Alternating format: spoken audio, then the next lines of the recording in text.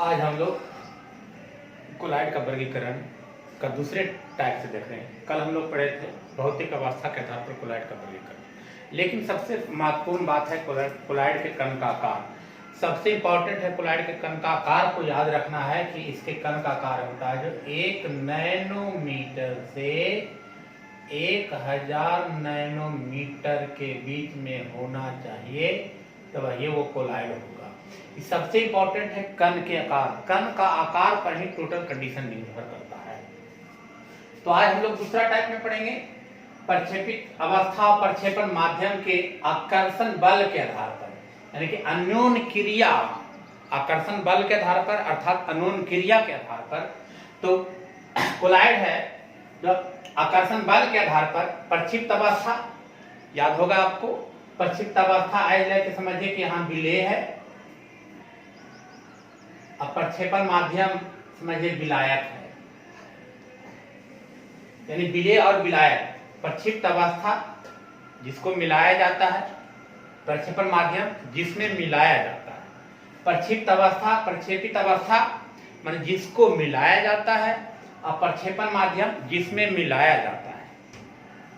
तो प्रक्षिप्त आकर्षण बल के आधार पर कोलॉइड दो प्रकार के होते हैं, द्रव स्नेही कोलॉइड यानी लायोफिलिक कोलॉइड, द्रव स्नेही कोलॉइड या लायोफिलिक कोलॉइड, द्रव विरोधी कोलॉइड या लायोफोबिक कोलॉइड।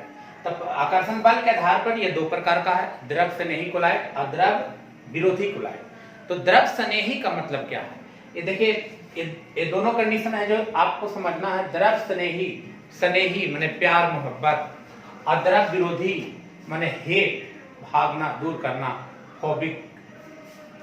तो कहता है कि जब प्रक्षेपित अवस्था प्रक्षेपण माध्यम के साथ जब दोनों को मिला दिया जाए, द्रव स्नेही में है कि द्रव स्नेही, इसका मतलब है कि प्रक्षेपित अवस्था और प्रक्षेपण माध्यम जो दोनों है, दोनों के बीच में काफी घनिष्ठता है, दोनों में काफी प्यार मोहब्बत है, वो हमेशा चाहेगा कि आपस में मिल के रहें। तो जब वे पदार्थ जो प्रक्षेपित अवस्था और प्रक्षेपण माध्यम के साथ मिलाने पर यह शीघ्रता से कोलॉइड बना देता है, आसानी पूर्वक ये आपस में दोनों जुड़ करके एक बड़े कण का निर्माण कर लेता है। और बड़े कण का निर्माण करने के बाद ये अपना आकार 1 नैनोमीटर से 1000 नैनोमीटर के बीच में कर लेता है। तो जो इस प्रकार शीघ्रता से आसानी पूर्वक विलयन में बना कोलॉइड विलयन बना लेता है, उसे द्रव स्नेही कोलॉइड कहते हैं, जैसे गोंद, स्टार्च, एल्बुमिन इत्यादि। कहता है अब कि द्रव स्नेही कोलॉइड को पहले अच्छी तरह से समझ लीजिए। तो जो आपस में प्यार मोहब्बत के साथ दोनों जीवन गुजारना चाहेगा, आसानी पूर्वक जुड़ जाएगा, उस कोलॉइड को कहेंगे द्रव स्नेही कोलॉइड। किसी भी विधि के द्वारा, चाहे वो वाष्पन विधि के द्वारा हो, चाहे कोई भी विधि के द्वारा, इसे किसी भी विधि के द्वारा अलग करने पर ठोस के रूप में बदल जाता है, लेकिन फिर पुनः आपस में संपर्क में लाया जाए तो फिर पुनः कोलॉइड का निर्माण कर लेता है।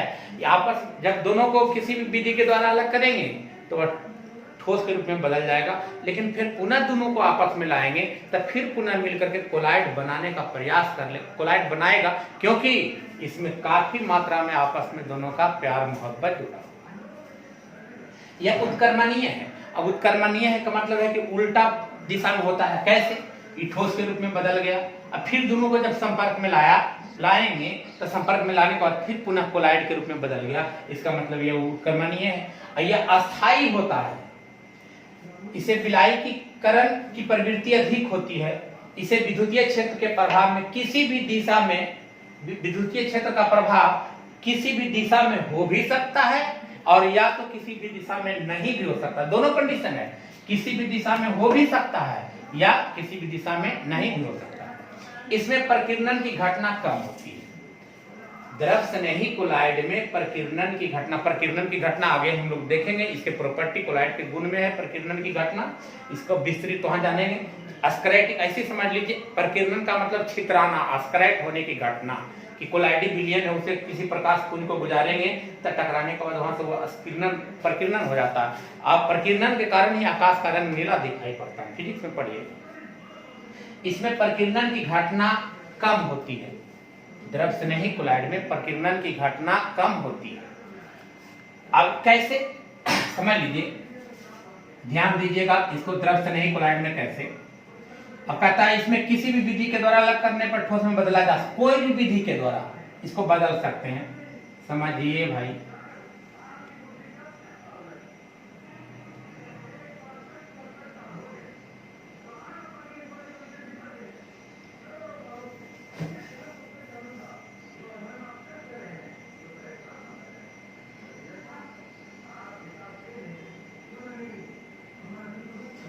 ये देखिए एक गर्ल्स है एक बॉयज है, ये दोनों के बीच में काफी प्यार मोहब्बत है,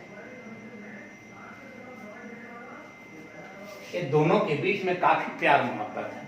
अब प्यार मोहब्बत रहने के कारण ये चाहेगा कि हम आपस में दोनों साथ साथ रहें, जुड़ करके रहें, क्योंकि काफी मात्रा में दोनों के बीच में प्यार मोहब्बत है। तो जब आपस में साथ साथ मिलकर शीघ्रता से कोलॉइड बिलियन बना, आज दोनों मिलकर के अपना जीवन ये गुजारना चाहेगा। लेकिन अगर किसी कारणवश ये दोनों के बीच में कुछ समय के लिए दरार हो जाएगा, फिर भी अगर फिर पुनः, क्योंकि दोनों में काफी मात्रा में प्यार मोहब्बत है, तो जब काफी मात्रा में प्यार मोहब्बत है तो उस कंडीशन में फिर दोनों जब संपर्क में आएगा तो फिर पुनः वो प्यार मोहब्बत को वापस कर लेगा। तो ये उत्क्रमणीय है कि नहीं? और ये प्यार मोहब्बत इसका लंबा समय तक चलेगा, तो यह अस्थायी है। और यह संपर्क में आया तो कोलॉइड का पुनः निर्माण कर लेता है। अब यहाँ जब आते हैं द्रव विरोधी कोलॉइड में, तब जो प्रक्षेपण माध्यम के साथ मिलाने के सरलता से कोलॉइड विलयन नहीं बनता है।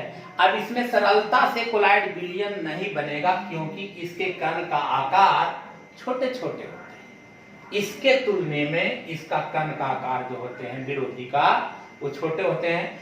स्नेही का कण का आकार कणों के, इस बड़े बड़े अणु के कणों के रूप में रहेंगे, इसमें छोटे छोटे कणों के रूप में रहेंगे। तो कोलॉइड असरलता से कोलॉइड विलयन नहीं बना पाता है, उसे हम लोग कहते हैं द्रव विरोधी कोलॉइड। जैसे आर्सेनिक सल्फाइड, सिल्वर, कहता है इसमें विशेष विधियों के द्वारा कोलॉइड में बदला जा सकता है। अब विशेष विधियों के द्वारा कैसे?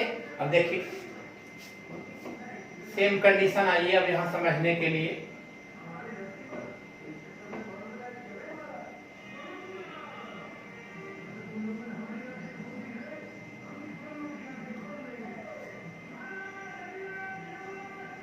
देखिए लड़का लड़की, ये दोनों एक दूसरे को नहीं चाहता है, लेकिन समाज के जरिए, परिवार के जरिए, किसी माध्यम के द्वारा ये दोनों को आपस में शादी करा दिया गया, शादी करा दिया गया। अब माध्यम बना कौन?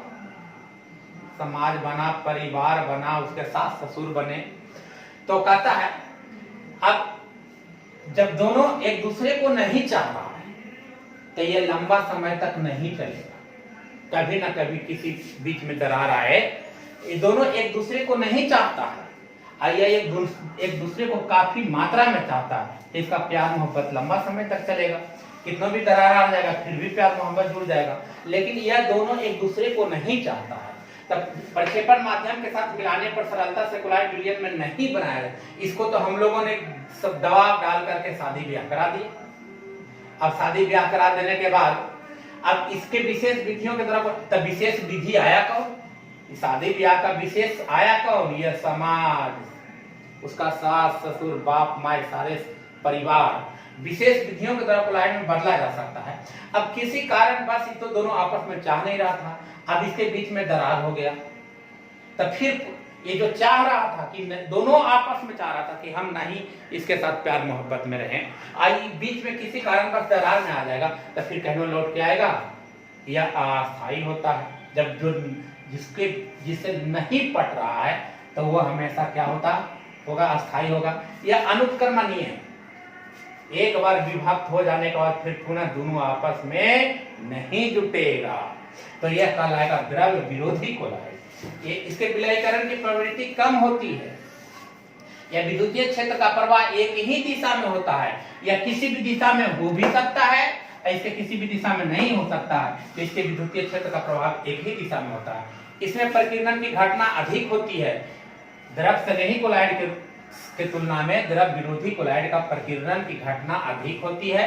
इसके कण छोटे छोटे होते हैं और छोटे छोटे कण आपस में जुड़ करके एक बड़े कण बना लेंगे। तो जब बड़े कण उसका आकार 1 नैनोमीटर से 1000 नैनोमीटर के बीच में आ जाएगा तो कोलॉइड बन जाएगा। अब कहता है कि द्रव से नहीं, यदि विलयन के रूप में, यदि माध्यम प्रक्षेपण माध्यम के रूप में, प्रक्षेपण माध्यम के रूप में जल होगा, याद रखना यहां से एक पॉइंट है, यदि प्रक्षेपण माध्यम के रूप में जल होगा तो उसे जल स्नेही कोलाइड कहेंगे। और यहां पर भी प्रक्षेपण माध्यम के रूप में यदि जल हो, खाली याद रखिएगा कि द्रव में तो कोई भी हो सकता, लेकिन नहीं, अगर माध्यम के रूप में स्पेशली अगर जल होगा तो इसको जल विरोधी कोलाइड कहेंगे। और यहाँ अगर प्रक्षेपण माध्यम के रूप में जल होगा तो इसे जल स्नेही कोलाइड कहेंगे। अब द्रव विरोधी और द्रव स्नेही, यह शीघ्रता पूर्वक आपस में जुड़ जाएगा, यह शीघ्रता पूर्वक आपस में विलयन नहीं बनाएगा। इसके लिए अगर अलग कर दे और फिर संपर्क में लाए तो दोनों आपस में जुड़ करके कोलाइड बना लेगा। लेकिन यह इसको विशेष विधियों के द्वारा, तो विधि बना था उस समय कौन, ये समाज, उसका सास ससुर बने थे, लेकिन अगर ये अलग हो गया तो फिर पुनः वापस नहीं आएगा, क्योंकि ये तो दोनों चाह ही नहीं रहा था, ये दोनों में काफी प्यार मोहब्बत है, इसीलिए ये द्रव स्नेही और ये द्रव विरोधी कोलाइड होगा। इस प्रकार आप अच्छी तरह समझ गए होंगे कि आकर्षण बल के आधार पर, अन्योन्य क्रिया के आधार पर कोलाइड दो भागों में बांटा गया, द्रव स्नेही कोलाइड और द्रव विरोधी कोलाइड। आप अच्छी तरह एक नजर इस पर देख लीजिए, द्रव स्नेही और द्रव विरोधी को।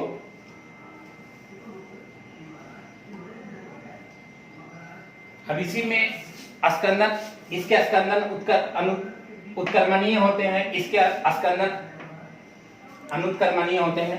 स्कंदन जब आएंगे, स्कंदन समझना होगा आपको। स्कंदन एक टॉपिक है, जैसे दूध है, स्कंदन को इस तरह समझ ले, यदि दूध है, अगर सपोज दैट दूध अपने आप रखा वो फट गया, अपने आप रखा वो फट गया, तो उस कंडीशन में वो अलग चीज का निर्माण कर, वो भी स्कंदन ही कहलाएगा। लेकिन अगर स्कंदन होने के लिए अगर उस दूध को किसी विशेष माध्यम, यानी कि अगर उसमें नींबू निचोड़ दें और नींबू निचोड़ देने के बाद अगर दूध जाकर फटता है, तब वो कहलाएगा स्कंदन। लेकिन अगर अपने आप अगर दूध रखे फट जाएगा तो वो स्कंदन नहीं कहलाएगा, उसके लिए वो अलग टॉपिक है। स्कंदन के लिए विशेष रूप से हम लोग, अगर दूध रखा अपने फट गया तो उसको काल भरण कहेंगे, लेकिन अगर नींबू निचोड़ करके उसको हम फाड़े हैं बलसोबरी, तब वो कहलाएगा स्कंदन। तो स्कंदन एक टॉपिक बीच में आएगा, उसको हम डिटेल से पढ़ेंगे। अब हम लोग चले कोलाइडी का तीसरी अवस्था।